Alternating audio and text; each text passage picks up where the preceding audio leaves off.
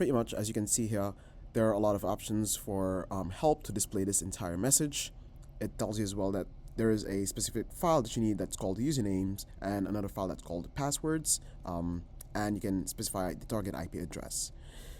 All that said, this is the command that we're going to run, /RASpray -u for the usernames.txt and -p for passwords.txt, and we're going to spray it on this IP address right here that Ru has set up. Let's see how that works.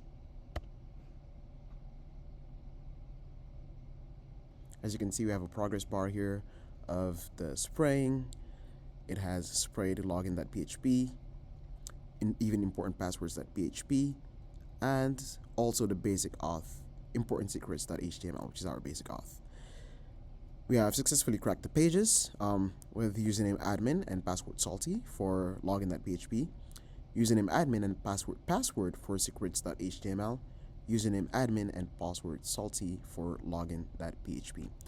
I'm just going to go ahead and say no for performing the brute force attack, but it does work, and here you'll see a short clip of it working parallelly. And now I'm going to hand it to Ru, who's going to show you that the passwords and usernames that were guessed or actually sprayed do work. We are connected to the AWS server. If we go to sign into basic auth, you'll see a standard pop-up.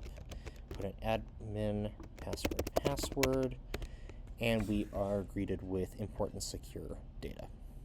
If we go back, we go to even more important data.